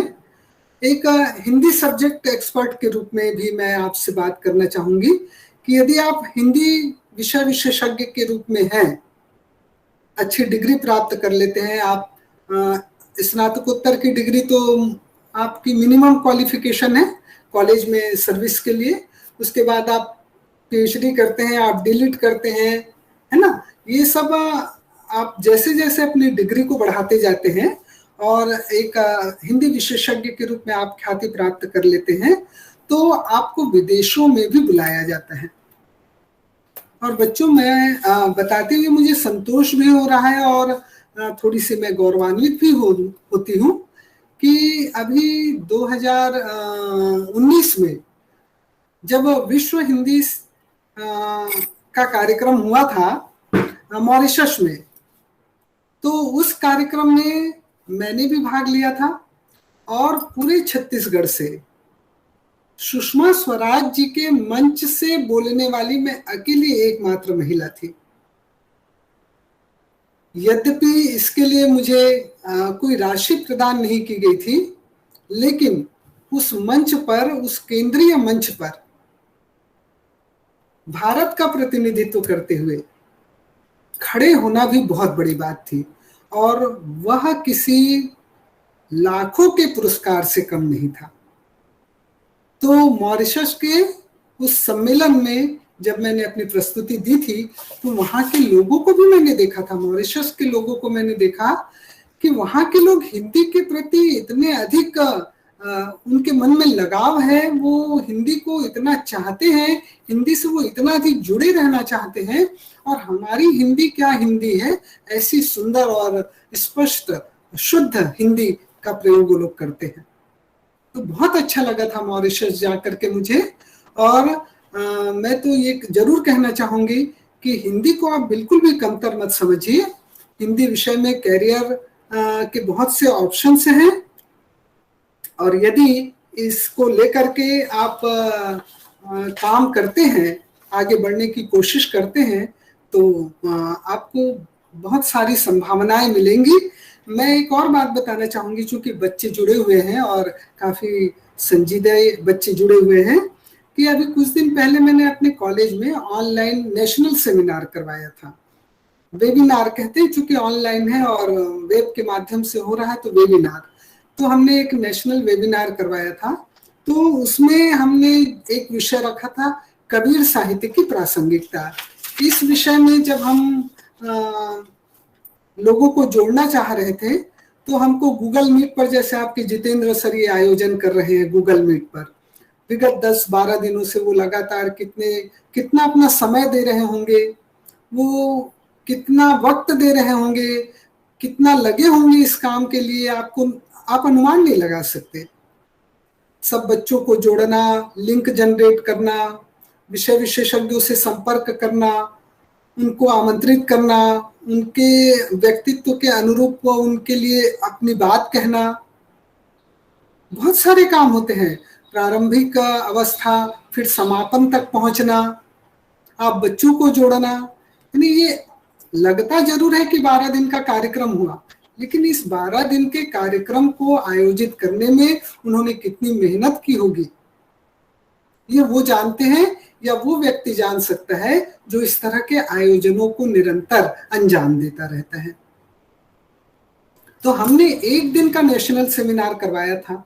अब उस नेशनल सेमिनार के लिए हमको किसी दक्ष व्यक्ति की आवश्यकता थी जो इस ऑनलाइन वेबिनार को अरेंज कर सके। तो इसके लिए हमने अपने ही महाविद्यालय के एक पीजी के बच्चे को कहा, चूंकि वो बच्चा टेक्निकल की जानकारी रखता था, तो उस बच्चे ने सहर्ष सहमति दे दी और उसके बाद उसने बहुत ही बढ़िया पूरा टेक्निकल दुनिया को संभाल लिया वेबिनार के, और इतना बढ़िया कार्यक्रम हुआ जिसकी गूंज दिल्ली तक रही और बहुत अधिक सराहा गया उस कार्यक्रम को। वो भी महासमुंद जैसे छोटे शहर में बैठ करके हमने दिल्ली और अमृतसर जैसे जगह के लोगों को जोड़ा उससे, और लोग जुड़े उससे, और उस कार्यक्रम की लोकप्रियता आज तक के मेरे पास जो फोन आ रहे हैं उससे जाहिर हो रहा है।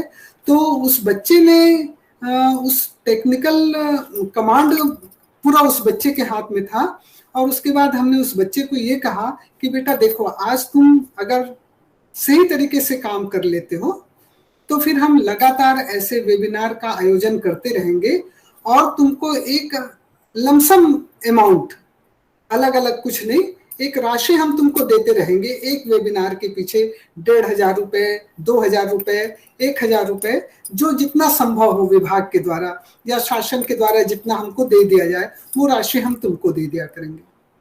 और उस बच्चे ने सहमति दी।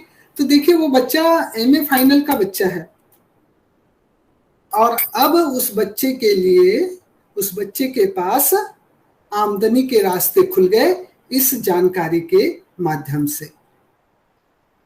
तो चूंकि इस वेबिनार के जरिए उनको इनविटेशन कार्ड बनाना था, इस वेबिनार के जरिए उनको सर्टिफिकेट इशू करना था, इस वेबिनार के जरिए उनको इनविटेशन कार्ड बनाना था, तो बहुत सारे काम थे। उन सारे कामों को वो बच्चा कर रहा था। तो हमने उस बच्चे को फिर क्या किया, हिंदी का वो जानकार था, हिंदी में अपनी बातें रख रहा था, तो हमने उस बच्चे को ये कहा, और वो बच्चा अब लगातार हमारे महाविद्यालय के कार्यक्रमों को करता चल रहा है। तो एमए के स्तर पर का वो बच्चा जो अभी अध्ययनरत है, जो पढ़ रहा है, उस बच्चे को भी रोजगार इस भाषा के माध्यम से प्राप्त हो गई है। भविष्य तो उज्जवल है ही उस बच्चे का।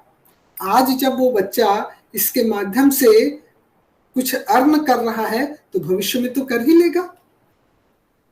इसके अतिरिक्त बच्चों, यदि आप राइटर हैं, आप लिखते हैं, कविता लिखते हैं, आप कहानी लिखते हैं, आप लघु कथा लिखते हैं, आप संस्मरण लिखते हैं, रेखाचित्र, रिपोर्टाज, जो भी चीजें अगर आप लिखते हैं, तो भी आप उन चीजों को, उन विधाओं को लेखन में विकसित कर सकते हैं।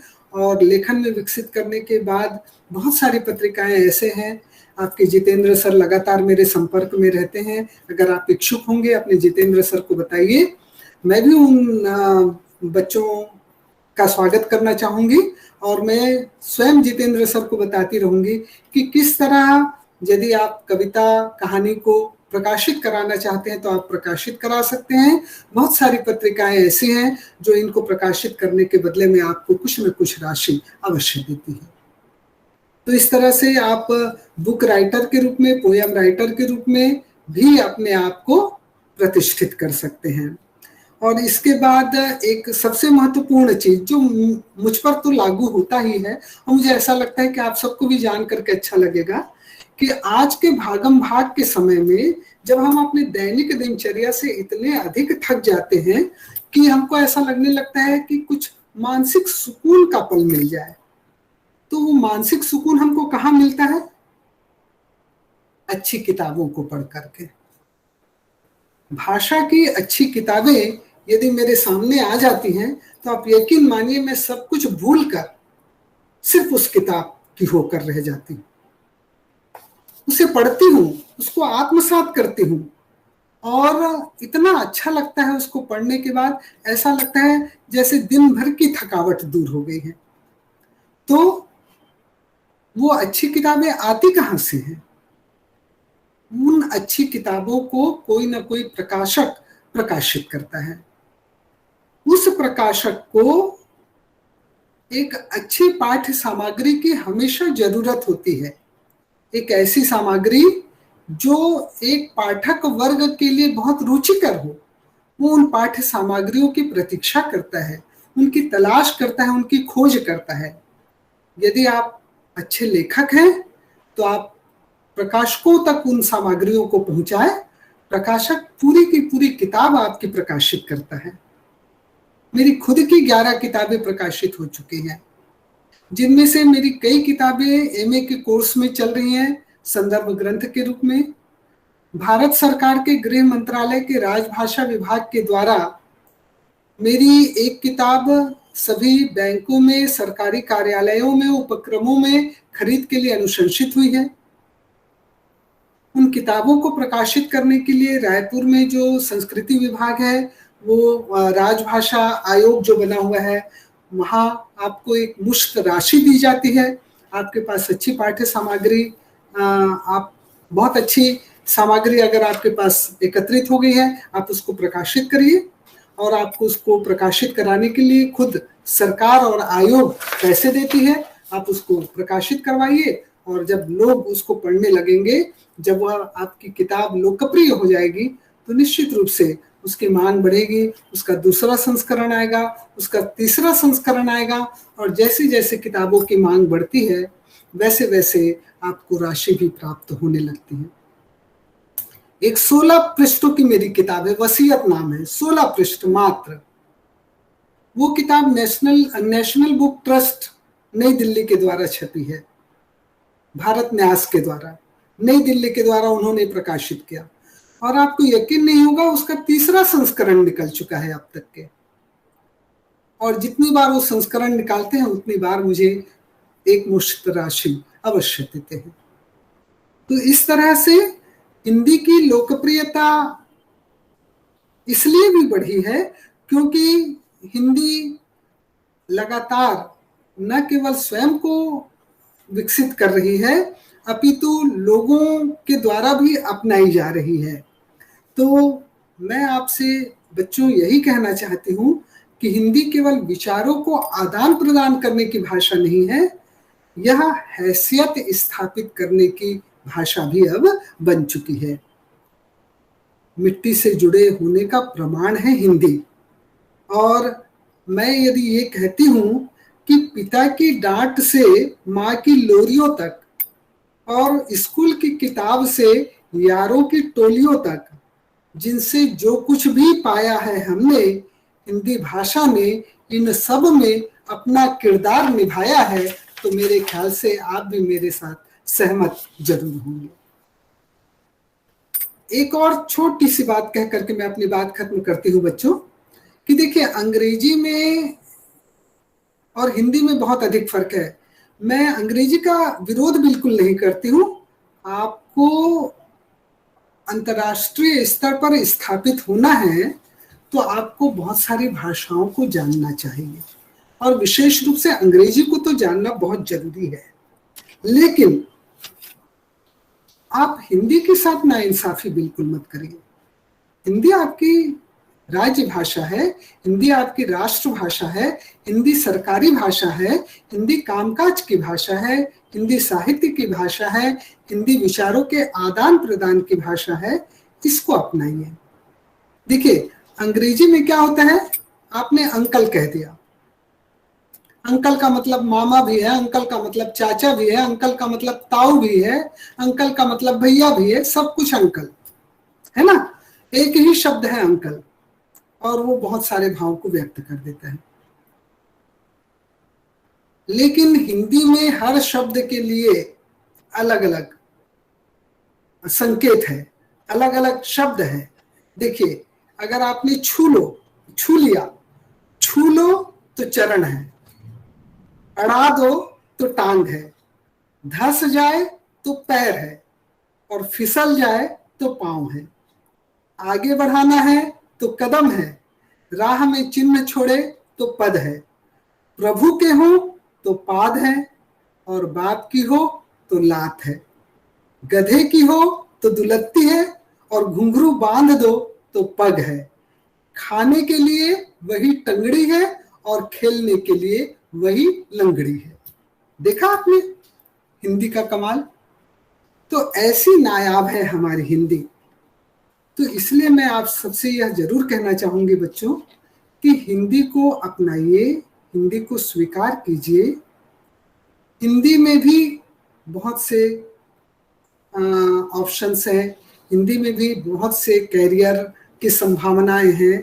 आप प्रयास कीजिए कि हिंदी को पढ़ें, हिंदी में डूबे, हिंदी को आत्मसात करें, अपनी भाषा के फूल को आप खिलने दें, भाषा की महक को आप फैलने दें, नए वातावरण में आप सांस लें। कवि निराला के शब्दों में यदि मैं कहूं तो नौ लय, नव ताल, नौ स्वरों से आइए हम सब अपनी भारती की आराधना करें। चंद पंक्तियों के साथ मैं अपनी बात करती हूँ, खत्म करती हूँ। बहुत बहुत आभार व्यक्त करती हूँ मैं कार्यक्रम के संयोजक श्री जितेंद्र चंद्राकर सर का। बहुत बहुत आभार व्यक्त करती हूँ मैं महाविद्यालय के प्राचार्य श्री अशोक चंद्राकर सर का, और आप बच्चों का जिनके बीच मुझे आने का यह सौभाग्य मिला। दो पंक्तियां कहकर मैं अपनी बात खत्म करती हूँ कि संस्कृत की एक लाडली बेटी है ये हिंदी, संस्कृत की लाडली बेटी है ये हिंदी, बहनों को साथ लेकर चलती है ये हिंदी। सुंदर है, मनोरम है, मीठी है, सरल है, सुंदर है, मनोरम है, मीठी है, सरल है, ओजस्विनी है, आह्लादकारी है, अनूठी है हिंदी। ओजस्विनी है, आह्लादकारी है, अनूठी है हिंदी। बहुत बहुत शुक्रिया। बहुत बहुत धन्यवाद मैडम। आपने सुना बच्चों के कैसे हमारे भारत माँ के हृदय स्थल छत्तीसगढ़ की एक माटी पुत्री महासमुंद की धरा पर जन्म ली डॉक्टर अनसुईया अग्रवाल ने मॉरिशस में अपना झंडा फहराया। आप ऐसे विभिन्न विद्वानों और विदुषियों को सुना है और आपको गौरवान्वित महसूस होना चाहिए कि हमारे प्राचार्य श्री अशोक कुमार चंद्राकर जी के मार्गदर्शन में यह कार्यक्रम संयोजित हुआ था। मैं अपने आप को गौरवान्वित महसूस करता हूँ कि सर मुझे जिम्मेदारी दिए थे, क्योंकि मैं ऐसे कामों में रुचि रखता हूँ। विद्यार्थियों या आप में कोई और पूछने की चाह रखता है, यदि कुछ मैडम से जानना है, समझना है, तो यह मंच आपके लिए खुला है। आप इस पतित पावनी गंगा में स्नान कीजिए, ज्ञान की धारा बह रही है। विद्यार्थियों अपने जिज्ञासा को शांत कीजिए और मैडम के समक्ष अपने प्रश्नों को रखिए। आदरणीय मंच को मैं यह विद्यार्थियों को सौंपता हूँ।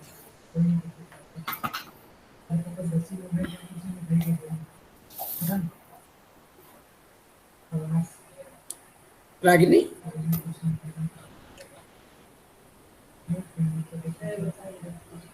क्या कुछ पूछना है मन में?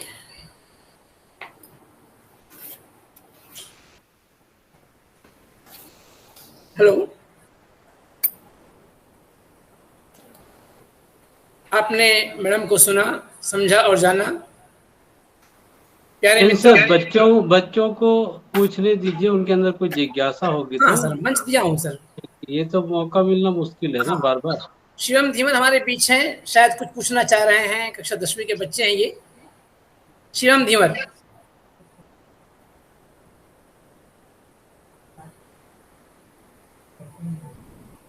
पूछिए बच्चों, कुछ पूछना है तो। भाषा पर, साहित्य पर कोई जिज्ञासा है तो बताइए। वैसे तो आपके प्राचार्य महोदय और आपके जितेंद्र सर काफी आप लोगों को समझाते चल रहे हैं, और मैं देख रही हूँ कि बहुत अच्छा आयोजन इन्होंने किया है, और ये पहल करना बहुत बड़ी बात है। और मैं ये भी महसूस कर रही हूँ कि जब से अशोक चंद्राकर सर इस विद्यालय में आए हैं, तब से निरंतर इस तरह के आयोजन हो रहे हैं। मैं स्वयं 3-4 बार आपके विद्यालय में आ चुकी हूँ। तो इस तरह के आयोजनों से निश्चित रूप से बच्चों के विकास पर असर तो पड़ता है और बच्चों का ज्ञान बढ़ता है। तो निश्चित रूप से आप जैसे शिक्षक हैं तो बच्चों के मन में तो जिज्ञासा कम ही होगी, लेकिन फिर भी यदि कोई प्रश्न हो तो बिल्कुल पूछिए, मैं यहाँ पर प्रस्तुत हूँ।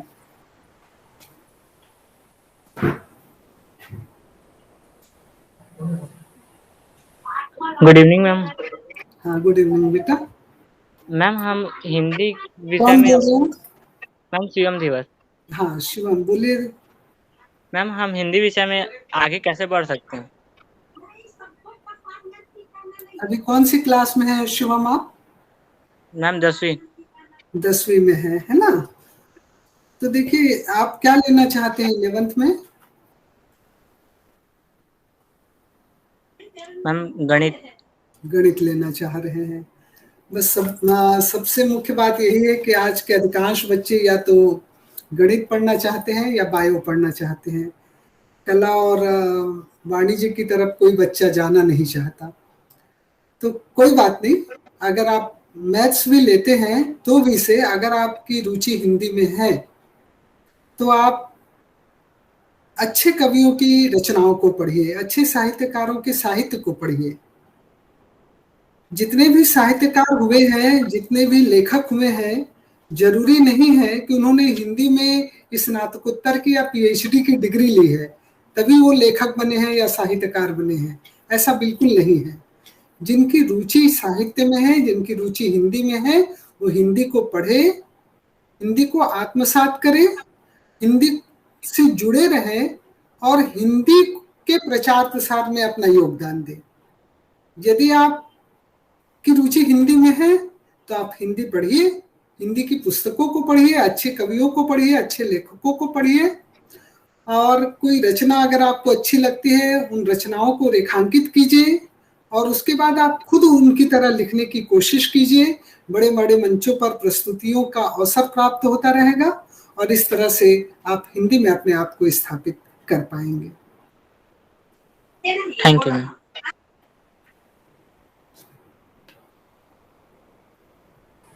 और कोई बच्चा? Thank you Shivam. और किसी बच्चे के मन में कुछ विचार हैं? प्यारे विद्यार्थियों, आज समापन समारोह के इस कड़ी में मैडम ने अपने अनुभव को तो हम तक साझा किया। विद्यार्थियों, मैं यही कहना चाहूँगा कि खुद पे भरोसा रख, जिंदगी के इम्तिहान से गुजर, फिर देख हाथ की लकीर तो खुद बदल सकता है। आपको अपने आप पर भरोसा रखना है, सकारात्मक सोच के साथ आगे बढ़ना है। मैडम से बिछड़ने का समय आ रहा है। लम्हा लम्हा तरसे जिन लम्हों के लिए, चंद वो लम्हा भी आया तो चंद लम्हों के लिए। मैडम यही की है तो और मुलाकात होगी। अगर विद्यार्थियों के मन में यदि कोई विचार हो तो रख सकते हैं। इसके पूर्व मैं आगे की कार्यवाही करूं।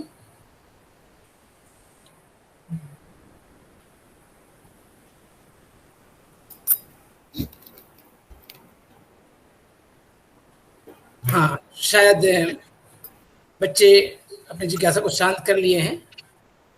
कार्यक्रम की आखिरी और महत्वपूर्ण कड़ी होता है आभार व्यक्त करना। ऐसा तो मैडम हमारे बीच की है, लेकिन मंच की औपचारिकताएं होती हैं। तो तरुणोत्सव कार्यक्रम के समापन समारोह के मुख्य अतिथि महोदया, सह मुख्य वक्ता एवं प्राचार्य जी, अभिभावकों एवं शिक्षकों के आभार व्यक्त करने के लिए मैं यह मंच हिंदी की शिक्षिका श्रीमती रानू जावरिया मैडम को सौंपता हूँ कि आप आए और हमारे अतिथियों का आप आभार व्यक्त करें। धन्यवाद सर। आज की हमारी मुख्य वक्ता डॉक्टर अनुसुईया अग्रवाल, आदरणीय प्राचार्य महोदय, सभी शिक्षक साथी, हमारे प्यारे विद्यार्थी और अभिभावकगण, सभी को सुसंध्या। आज की हमारी मुख्य अतिथि डॉक्टर अनुसुईया अग्रवाल, उनके व्यक्तित्व से हम बहुत अच्छे तरीके से वाकिफ हो चुके हैं। डॉक्टर अग्रवाल ने हमें भाषा और साहित्य के क्षेत्र में भविष्य में हम क्या क्या कर सकते हैं, इसके लिए बहुत अच्छे से मार्गदर्शन किया। आज की हमारी मुख्य अतिथि महोदया डॉक्टर अनुसुईया अग्रवाल साहित्य के क्षेत्र में अंतर्राष्ट्रीय स्तर पर जानी मानी हस्ती। आज हम और हमारा विद्यालय परिवार आपको सुनकर बहुत गौरवान्वित महसूस कर रहे हैं। बहुत बहुत धन्यवाद मैडम। तरुणोत्सव कार्यक्रम के आयोजक व हमारे कार्यक्रम के मुख्य आधार आदरणीय प्राचार्य महोदय को बहुत बहुत धन्यवाद, जिन्होंने हमारे बच्चों के हित के लिए इतने अच्छे कार्यक्रम का आयोजन किया। Thank you sir. Rohita madam बहुत बहुत धन्यवाद, जिन्होंने हमारे बच्चों को केमिस्ट्री के क्षेत्र में करियर ऑप्शन के लिए मार्गदर्शित किया और इस कार्यक्रम को इतने व्यवस्थित ढंग से कार्यान्वित करने के लिए मैं तहे दिल से जेके चंद्राकर सर का भी बहुत बहुत आभार व्यक्त करती हूँ। हमारे सभी शिक्षक साथी, प्यारे विद्यार्थी, अभिभावक सभी को बहुत बहुत धन्यवाद। धन्यवाद सर, धन्यवाद सर। बहुत बहुत आभार। विशेष रूप से मेरी ओर से डॉक्टर अनुसुईया अग्रवाल मैडम को धन्यवाद कि उन्होंने अपने व्यस्तम दिनचर्या के बावजूद हमारे लिए वक्त निकाला और बहुत ही विस्तार से और मन को खुश करने वाला अनुभव साझा किया। और एक बात कहते हैं कि भाषा और साहित्य वो संस्कार की वस्तु है, यानी कि आप जैसे लोगों के साथ रहेंगे आपका माइंड संस्कृत होगा। आज के बच्चे जो हैं, मुझे आश्चर्य हुआ कि उन्होंने इसका लाभ नहीं उठाया, प्रश्न नहीं पूछा। अन्यथा ये जो है इसको हम लोग कहते थे लग्जरी। हमारे ज़माने में हमको इस तरह से सुविधाएं उपलब्ध नहीं थी और मन में जिज्ञासाएं भरी होती थी। तो मैं सारे बच्चों की ओर से विशेष रूप से मैडम ने इतने ही धैर्य से, विस्तार से और सरलता से जिस विषय पे प्रकाश डाला, इसके लिए शाला परिवार की ओर से धन्यवाद देता हूँ और अपनी ओर से विशेष धन्यवाद देता हूँ। धन्यवाद। शुक्रिया सर, आपका हृदय से आभार। आपने मुझे अवसर दिया इस कार्यक्रम में आने का। और कभी मुझे लगता नहीं है कि केंद्रीय विद्यालय कोई अलग संस्था है। हमेशा मुझे, जब से आप यहाँ पर आए हुए हैं और लगातार मुझे आमंत्रित करते रहते हैं, ऐसा लगता है कि महासमुंद महाविद्यालय का ही एक ब्रांच है। आपका बड़प्पन है मैडम, आप हमारे ऊपर अपना ऐसे ही आशीर्वाद बनाए रखें, इन्हीं आशाओं के साथ। धन्यवाद। शुक्रिया। मैं प्राचार्य महोदय अनुमति चाहूंगा कि तरुणोत्सव कार्यक्रम के विधिवत। Thank you madam. सभी को नमस्कार।